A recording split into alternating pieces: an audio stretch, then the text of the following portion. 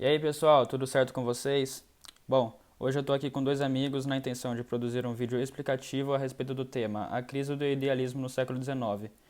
Nós vamos dar ênfase aqui no romantismo e no realismo. Olá, sou Pedro Bazanella. Hoje venho falar um pouco para vocês sobre a crítica romântica ao neoclassicismo. Primeiramente, queria falar um pouco sobre o que seria o romantismo. O romantismo seria o período cultural, artístico e literário que se deu início na Europa no final do século XVIII. O romantismo, por si só, se espalhou pelo mundo inteiro, porém a França não foi o berço do romantismo. Porém, a França teve uma grande influência em espalhar o romantismo pelo mundo inteiro. Dentro do romantismo podemos citar o realismo, né? Que o realismo podemos assim falar que foi uma reação ao romantismo. O realismo ele nos traz verdades explicadas pela ciência, verdades com métodos científicos por trás de tudo. Já o neoclassicismo seria teorias não comprovadas, mitológicas, né? E sem explicação científica por trás de tudo. Um dos pontos mais importantes desse vídeo é ressaltar a importância e o significado do sentimento de spleen. Olá, meu nome é Gabriel Marques de Araújo e no vídeo de hoje eu vou explicar um pouco mais sobre o termo spleen, que em francês se remete a melancolia, tristeza, mal-estar e etc.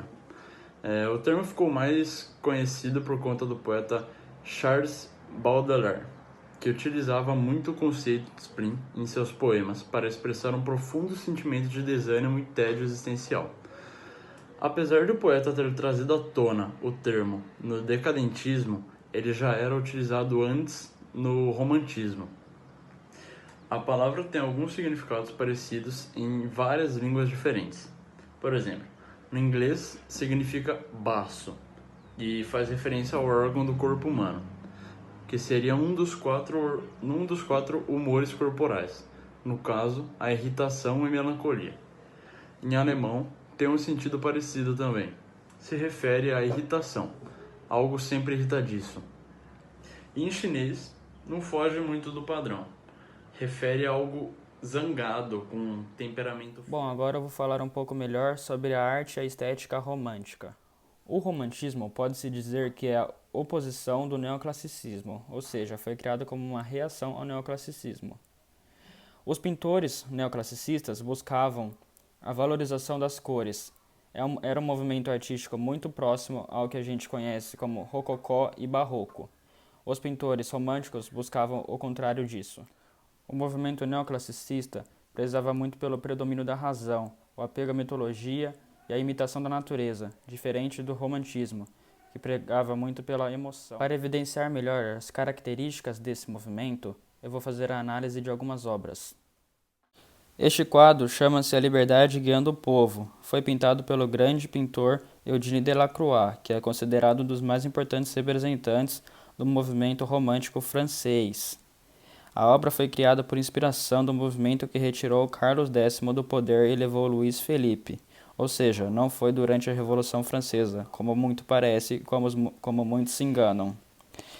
Delacroix procurava uma síntese entre o realismo e o imaginário, entre um tema brutal e a descrição de um ideal humanista. Como o Pedro disse, o movimento romântico acabou se espalhando pelo mundo, e ele chegou ao Brasil. Bom, por aqui, na música, o compositor de destaque foi Carlos Gomes, que se tornou mundialmente conhecido com a ópera O Guarani, inspirado no livro homônimo de José de Alencar. Já na pintura, houve uma combinação entre os movimentos romântico e neoclassicista, como podemos observar na obra Moema, de Victor Meirelles. E é durante o século XIX que ocorre a Segunda Revolução Industrial, período esse que diversas questões sociais se agravam. E é nesse período que surge um movimento chamado realismo, onde os artistas buscam se aproximar o máximo possível da realidade das pessoas. Sendo assim, uma arte que pode ser considerada uma certa oposição ao romantismo. Era uma arte que trazia diversas críticas sociais e eram carregadas de decadentismo e melancolia. Bom, e é nesse momento que nós retomamos ao termo spleen, explicado anteriormente pelo Gabriel. Termo esse que explica esse sentimento de melancolia sentido pelas pessoas, que era basicamente devido à mudança entre as explicações divinas para as explicações racionais, o que gerava uma certa frustração nas pessoas da época. Mundo racional esse que gerava um sentimento de esperança nas pessoas por um mundo melhor, o que nem sempre acontecia, o que deixava as pessoas muito tristes e melancólicas com o sentimento de vazio.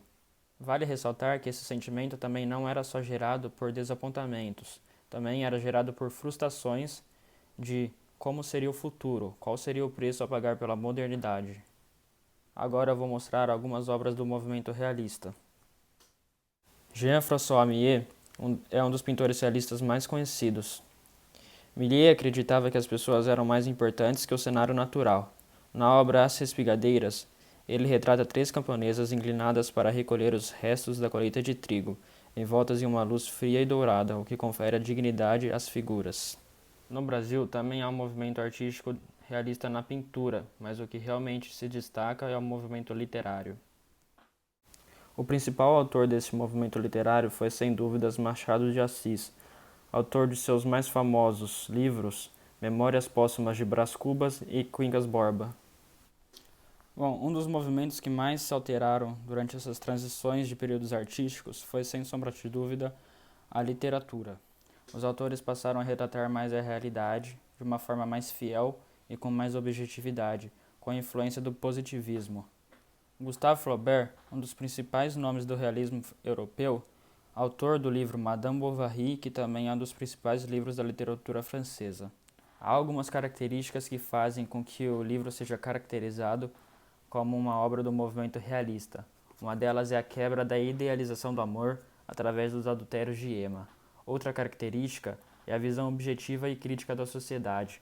Flaubert quer que os leitores se comovam com os personagens, e é por isso que ele utiliza personagens que nada tem de admirável e tratam eles com ironia e com objetividade. A trama conta a história de Charles Bovary, um jovem que se torna médico, porém um médico medíocre, e ele vai atuar num pequeno vilarejo. E lá ele conhece uma jovem, filha de um senhor que ele cuida, e acaba se apaixonando por ela. Eles se casam e ela se torna Emma Bovary. Porém, foi questão de tempo até Emma perceber que suas características não eram as mesmas de Charles. Eles não se deram bem. Emma passa por diversas frustrações e, devido a complicações de saúde, os dois acabam se mudando para uma vila costeira na Normandia. Os dois têm uma filha e lá que a história começa a se complicar. Emma conhece um jovem e se apaixona por ele, e aí que começam os adultérios. E não são só os adultérios que complicam a situação. Emma acaba perdendo o seu controle e acaba criando dívidas financeiras, o que acaba agravando a saúde do casal. Durante isso, Emma tem outro filho, uma filha. E Charles tampouco percebe os adultérios como as dívidas que Emma faz. Por conta disso, Emma acaba se frustrando mais. Além de suas dívidas, também há as desilusões amorosas que seus amantes havia deixado. E Emma escolhe o suicídio. Após isso, Charles descobre suas dívidas e acaba tendo de vender tudo para pagar e poder criar seus filhos. Porém, ele morre pouco tempo depois, de forma trágica. Vamos analisar agora alguns trechos que evidenciam essa frustração de Emma perante seu casamento. Nesse trecho, podemos observar que Emma está muito frustrada com a situação que ela está em sua casa. E ela se diz muito triste e muito injustiçada por não ter nascido como uma duquesa, como as duquesas que ela viu no baile que ela foi com Charles. E lamenta e questiona se um dia ela poderia viver isso ou poderia ao menos mudar um pouco a sua situação. Vamos analisar agora outro trecho. Aqui é um trecho que nós podemos evidenciar aquela ideia de que eu falei, onde Flaubert detalha muito bem as pequenas ações, como esse mísero jantar. Nele também podemos observar como Emma lamenta e recorda das leituras dos romances que ela fazia no convento e como sua vida se tornou o oposto do que ela sonhava, almejava.